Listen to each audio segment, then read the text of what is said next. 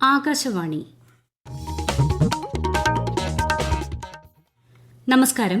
പ്രാദേശിക വാർത്തകൾ വായിക്കുന്നത് സോഫിയ ഡാനിയൽ.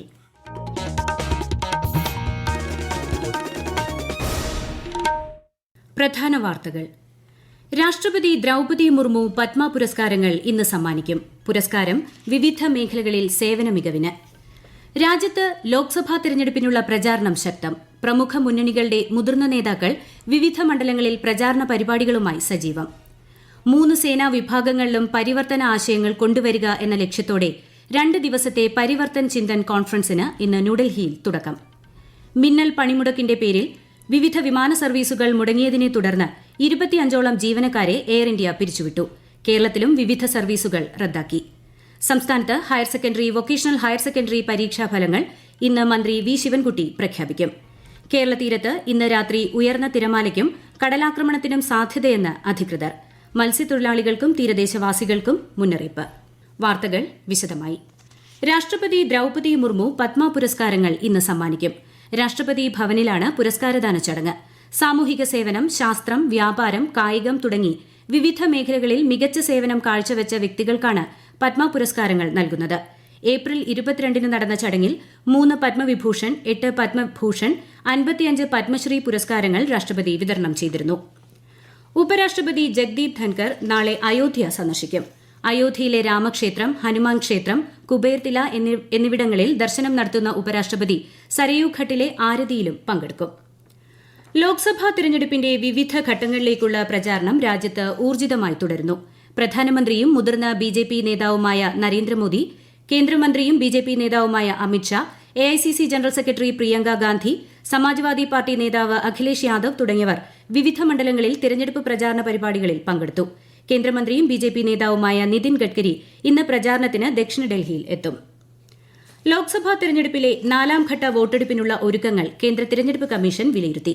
തിരഞ്ഞെടുപ്പ് പ്രക്രിയ നിരീക്ഷിക്കാൻ 354 ഒബ്സർവർമാരെയാണ് നിയോഗിച്ചിരിക്കുന്നത്. സുഗമവും സുതാര്യവുമായ വോട്ടെടുപ്പ് ഉറപ്പാക്കണമെന്ന് വീഡിയോ കോൺഫറൻസിംഗിലൂടെ നടന്ന യോഗത്തിൽ മുഖ്യ തെരഞ്ഞെടുപ്പ് കമ്മീഷണർ രാജീവ് കുമാർ നിർദ്ദേശം നൽകി. ഉയർന്ന താപനില കണക്കിലെടുത്ത് പോളിംഗ് കേന്ദ്രങ്ങളിൽ എല്ലാ സൌകര്യങ്ങളും ഒരുക്കണമെന്നും അദ്ദേഹം പറഞ്ഞു. 96 മണ്ഡലങ്ങളിൽ തിങ്കളാഴ്ചയാണ് 4ാം ഘട്ട വോട്ടെടുപ്പ്. പരസ്യപ്രചാരണം ശനിയാഴ്ച അവസാനിക്കും. 5ാം ഘട്ട ലോക്സഭാ തെരഞ്ഞെടുപ്പിൽ മത്സരിക്കുന്നത് 695 സ്ഥാനാർത്ഥികൾ. 6 സംസ്ഥാനങ്ങളിലും 2 കേന്ദ്രഭരണ പ്രദേശങ്ങളിലുമായി 49 പാർലമെന്റ് മണ്ഡലങ്ങളിലാണ് ഈ ഘട്ടത്തിൽ വിധിയെഴുത്ത്. ഈ മാസം 20 നടക്കുന്ന തെരഞ്ഞെടുപ്പിലേക്കായി സൂക്ഷ്മ പരിശോധനയ്ക്ക് ശേഷം 749 നാമനിർദ്ദേശ പത്രികകൾ സാധുവാണെന്ന് കണ്ടെത്തി. 49 മണ്ഡലങ്ങളിൽ 5ാം ഘട്ട വോട്ടെടുപ്പ് ഈ മാസം 20 ലോക്സഭാ തെരഞ്ഞെടുപ്പിൽ നേരിട്ട് വോട്ട് ചെയ്യുന്നതിനായി ഡൽഹിയിൽ താമസിക്കുന്ന കശ്മീരി കുടിയേറ്റക്കാർക്കായി തിരഞ്ഞെടുപ്പ് കമ്മീഷൻ പ്രത്യേക പോളിംഗ് ബൂത്തുകൾ സ്ഥാപിച്ചു. അർഹരായവർക്ക് സൌജന്യമായി യാത്രാ സൌകര്യവും ഏർപ്പെടുത്തും. വിവിധ സേനാ വിഭാഗങ്ങളുടെ 2 ദിവസത്തെ പരിവർത്തൻ ചിന്തൻ കോൺഫറൻസിന് ഇന്ന് ന്യൂഡൽഹിയിൽ തുടക്കമാകും. സംയുക്ത സേനാ മേധാവി ജനറൽ അനിൽ ചൌഹാന്റെ അധ്യക്ഷതയിലാണ് സമ്മേളനം നടക്കുക.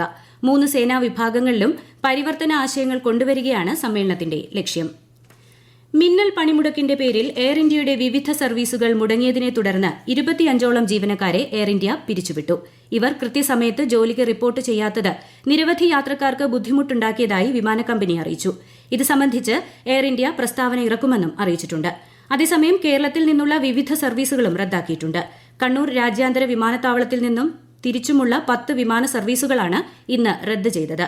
കണ്ണൂരിൽ നിന്ന് Ras Al Khaimah, Kuwait, Bahrain, Muscat, Dammam, Abu Dhabi എന്നിവിടങ്ങളിലേക്കുള്ള സർവീസും ഷാർജ, മസ്കറ്റ്, അബുദാബി, ദമാം എന്നിവിടങ്ങളിൽ നിന്നും കണ്ണൂരിലേക്കുമുള്ള സർവീസുകളും ഇതിൽ ഉൾപ്പെടുന്നു. യാത്ര പുറപ്പെടുന്നതിന് മുൻപ് വിമാനങ്ങളുടെ സമയക്രമം ഒരിക്കൽ കൂടി പരിശോധിക്കണമെന്ന് വിമാനത്താവള അധികൃതർ യാത്രക്കാർക്ക് നിർദ്ദേശം നൽകി. ഇന്ന് പുലർച്ചെ തിരുവനന്തപുരത്ത് നിന്ന് അബുദാബിയിലേക്കുള്ള വിമാന സർവീസും റദ്ദാക്കിയിട്ടുണ്ട്. 2023-24 അധ്യയന വർഷത്തെ higher secondary, vocational higher secondary പരീക്ഷാഫലങ്ങൾ ഇന്ന് ഉച്ചകഴിഞ്ഞ് 3 മന്ത്രി വി ശിവൻകുട്ടി പ്രഖ്യാപിക്കും. ഔദ്യോഗിക ഫലപ്രഖ്യാപനത്തിനു ശേഷം www.result.kerala.gov.in എന്ന വെബ്സൈറ്റിലൂടെയും PRD വെബ്സൈറ്റ് വഴിയും ഫലമറിയാം. വിശദാംശങ്ങളുമായി ആകാശവാണി തിരുവനന്തപുരം പ്രതിനിധി രജു കോലിയക്കോട്. മുൻവർഷത്തെ അപേക്ഷിച്ച് നേരത്തെയാണ് ഇത്തവണത്തെ ഫലപ്രഖ്യാപനം. കഴിഞ്ഞ വർഷം മെയ് 25-നായിരുന്നു ഫലപ്രഖ്യാപനം നടത്തിയത്.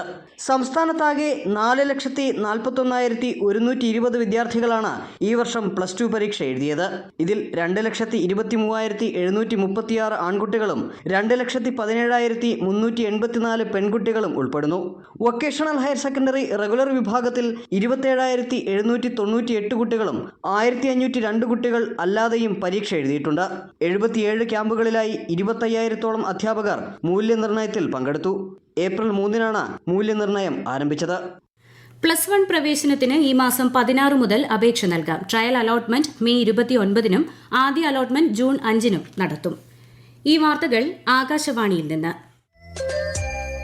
ആകാശവാണി വാർത്തകളും വാർത്താധിഷ്ഠിത പരിപാടികളും all India radio news Thiruvananthapuram എന്ന യൂട്യൂബ് ചാനലിൽ ലഭ്യമാണ്. കൂടുതൽ വാർത്തകൾക്കായി @all India radio news Thiruvananthapuram എന്ന ഫേസ്ബുക്ക് പേജും @AER_News_TVM എന്ന എക്സ് ഹാൻഡിലും സന്ദർശിക്കാം. ഭിന്നശേഷി കുട്ടികൾക്ക് അനുയോജ്യമായ രീതിയിൽ ക്ലാസ് മുറികൾ ഗ്രൌണ്ട് ഫ്ലോറുകളിൽ തന്നെ ക്രമീകരിക്കണമെന്ന് ബാലാവകാശ കമ്മീഷൻ ഉത്തരവായി. സ്കൂളിലെ സ്പെഷ്യൽ എഡ്യൂക്കേറ്റർമാരുടെ അപര്യാപ്തത അടിയന്തരമായി പരിഹരിക്കുന്നതിന് ആവശ്യമായ നടപടി സ്വീകരിക്കണമെന്നും നിർദ്ദേശം നൽകി. ആദിവാസി സമൂഹത്തിന്റെയും വയോജനങ്ങളുടെയും ക്ഷേമം ലക്ഷ്യമിട്ട് മലപ്പുറം ജില്ലാ ലീഗൽ സർവീസസ് അതോറിറ്റി നടപ്പാക്കുന്ന ഗോത്രനീതി വാത്സല്യധാര ക്ഷേമ പദ്ധതികൾക്ക് തുടക്കമായി. പദ്ധതികളുടെ ഉദ്ഘാടനം ഹൈക്കോടതി ജഡ്ജി ജസ്റ്റിസ് MP സ്നേഹലത നിർവഹിച്ചു. കള്ളക്കടൽ പ്രതിഭാസത്തിന്റെ ഭാഗമായി കേരള തീരത്ത് ഇന്ന് രാത്രി 11:30 വരെ 1.6 മീറ്റർ ഉയരത്തിൽ തിരമാലയ്ക്കും കടലാക്രമണത്തിനും സാധ്യതയുണ്ടെന്ന് ദേശീയ സമുദ്രസ്ഥിതി പഠന ഗവേഷണ കേന്ദ്രം അറിയിച്ചു. കള്ളക്കടൽ പ്രതിഭാസത്തിന്റെ ഭാഗമായി തെക്കൻ തമിഴ്നാട് തീരത്തും ഇന്ന് ഉയർന്ന തിരമാലയും കടലാക്രമണവും ഉണ്ടാകാൻ സാധ്യതയുണ്ട്. മത്സ്യത്തൊഴിലാളികളും തീരദേശവാസികളും ജാഗ്രത പാലിക്കണമെന്നും സമുദ്രസ്ഥിതി പഠന ഗവേഷണ കേന്ദ്രം അറിയിച്ചു. തിരുവനന്തപുരം, ആലപ്പുഴ, കോഴിക്കോട് ജില്ലകളിൽ വിവിധ പ്രദേശങ്ങളിൽ ഇന്നും ഉഷ്ണതരംഗ സാധ്യതയുണ്ടെന്ന് കേന്ദ്ര കാലാവസ്ഥാ വകുപ്പ്. കൊല്ലം, പാലക്കാട്, കോഴിക്കോട് ജില്ലകളിൽ താപനില 39 ഡിഗ്രി സെൽഷ്യസ് വരെയും തിരുവനന്തപുരം, ആലപ്പുഴ, എറണാകുളം, തൃശൂർ ജില്ലകളിൽ 38 ഡിഗ്രി സെൽഷ്യസ് വരെയും ഉയർന്നേക്കാം. അതേസമയം ഇടുക്കി, മലപ്പുറം ജില്ലകളിൽ ഒറ്റപ്പെട്ട ശക്തമായ മഴയ്ക്ക് സാധ്യതയുള്ളതിനാൽ കാലാവസ്ഥാ വകുപ്പ് മഞ്ഞ ജാഗ്രത പ്രഖ്യാപിച്ചു. സംസ്ഥാനത്ത് ഇന്നലെ പലയിടങ്ങളിലും വേനൽ മഴ ലഭിച്ചു. ഇടുക്കി തൊടുപുഴയിലും പരിസര പഞ്ചായത്തുകളിലും ഇന്നലെ വൈകിട്ടുണ്ടായ വേനൽമഴയിൽ കനത്ത നാശം. വീടുകൾ തകർന്നതിനൊപ്പം കൃഷിയും വ്യാപകമായി നശിച്ചിട്ടുണ്ട്. വിശദാംശങ്ങളുമായി ആകാശവാണി ഇടുക്കി ജില്ലാ പ്രതിനിധി രതീഷ് കൃഷ്ണ. ഇന്നലെ വൈകിട്ട് 5 മണിയോടെയാണ് ഇടുക്കിയുടെ ലോ റേഞ്ച് മേഖലയിൽ ശക്തമായ കാറ്റും മഴയും ഉണ്ടായത്. തൊടുപുഴ നഗരത്തിലെ വിവിധയിടങ്ങളിൽ മരം കടപുഴകി വീട് നാശനഷ്ടമുണ്ടാകുകയും ഏറെ നേരം ഗതാഗതം തടസ്സപ്പെടുകയും ചെയ്തു. സമീപ പഞ്ചായത്തുകളിലെ നിരവധി ആളുകളുടെ വാഴ, കപ്പ പോലുള്ള കൃഷികളും കാറ്റിൽ നശിച്ചിട്ടുണ്ട്. ആലക്കോട് വില്ലേജ് അതിർത്തിയിലെ 6 വീടുകൾ തകർന്നതായാണ് ഔദ്യോഗിക കണക്ക്. തൊടുപുഴ താലൂക്കിന്റെ വിവിധയിടങ്ങളിൽ ഇന്നലെ മുടങ്ങിയ വൈദ്യുതി ബന്ധം പുനഃസ്ഥാപിക്കാനുള്ള ജോലികൾ ഇപ്പോഴും തുടരുകയാണ്. അഗ്നിരക്ഷാസേനയുടെ നേതൃത്വത്തിൽ റോഡിൽ വീണ മരങ്ങൾ മുറിച്ചു നീക്കുന്ന നടപടികളും പുരോഗമിക്കുകയാണ്. മഴ നാശം വിതച്ച പ്രദേശങ്ങളിൽ ജില്ലാ കളക്ടറുടെ നേതൃത്വത്തിലുള്ള സംഘം സന്ദർശനം നടത്തി. ഇന്നും മഴയുണ്ടാകാൻ സാധ്യതയുണ്ടെന്ന നിഗമനത്തിൽ ആവശ്യമായ മുൻകരുതലുകൾ സ്വീകരിക്കാൻ ജില്ലാ കളക്ടർ വിവിധ വകുപ്പ് അധികൃതർക്ക് നിർദ്ദേശം നൽകിയിട്ടുണ്ട്. സ്വാമി ചിന്മയാനന്ദയുടെ 108ാം ജയന്തി ദിനാഘോഷങ്ങൾ ചിന്മയ ശങ്കരം 2024 എറണാകുളത്തപ്പൻ മൈതാനിയിൽ തിരിതെളിഞ്ഞു. ഗോവ ഗവർണർ PS ശ്രീധരൻപിള്ള ഉദ്ഘാടനം ചെയ്തു. സ്വാമി ചിന്മയാനന്ദയും ജഗദ്ഗുരു ആദി ശങ്കരാചാര്യരും രാജ്യത്തിന്റെ ഐക്യത്തിനും മതസൌഹാർദ്ദത്തിനുമായി നിലകൊണ്ടവരാണെന്ന് അദ്ദേഹം പറഞ്ഞു. ഇന്നലെ കാലം ചെയ്ത് ബിലീവേഴ്സ് ഈസ്റ്റേൺ ചർച്ച് അധ്യക്ഷൻ ഡോക്ടർ മാർ അത്തനാനിയസ് യോഹാൻ മെത്രാപ്പോലിത്തയുടെ സംസ്കാരവുമായി ബന്ധപ്പെട്ട തീരുമാനം ഇന്ന് കൂടുന്ന സഭയുടെ സിനഡിൽ തീരുമാനിക്കും. മെത്രാപ്പോലിത്തയുടെ വിയോഗത്തിൽ പ്രധാനമന്ത്രി നരേന്ദ്രമോദി അനുശോചിച്ചു. പാവപ്പെട്ടവരുടെ ജീവിതം മെച്ചപ്പെടുത്തുന്നതിന് അദ്ദേഹം നൽകിയ സേവനങ്ങൾ എന്നും സ്മരിക്കപ്പെടുമെന്ന് പ്രധാനമന്ത്രി അനുശോചന സന്ദേശത്തിൽ പറഞ്ഞു. കേന്ദ്ര സഹമന്ത്രി വി മുരളീധരൻ, മുഖ്യമന്ത്രി പിണറായി വിജയൻ, പ്രതിപക്ഷ നേതാവ് VD സതീശൻ തുടങ്ങിയവരും അനുശോചനം രേഖപ്പെടുത്തി. അമേരിക്കയിൽ വെച്ചുണ്ടായ അപകടത്തെ തുടർന്ന് ഡാലസിൽ ചികിത്സയിലിരിക്കെയാണ് മാർ അത്തനാനിയസ് യോഹാൻ മെത്രാപ്പോലിത്ത കാലം ചെയ്തത്.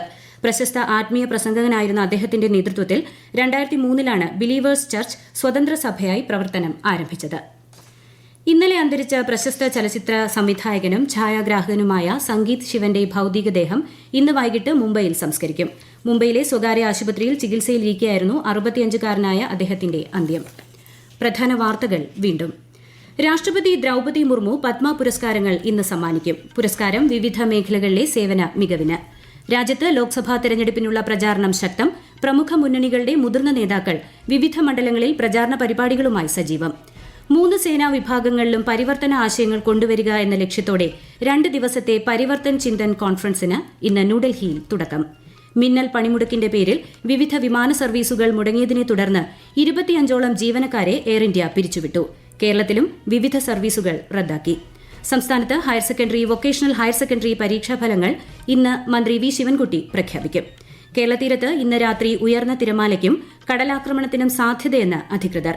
മത്സ്യത്തൊഴിലാളികൾക്കും തീരദേശവാസികൾക്കും മുന്നറിയിപ്പ്. പ്രാദേശിക വാർത്തകൾ കഴിഞ്ഞു. അടുത്ത വാർത്താ പ്രക്ഷേപണം 12:50.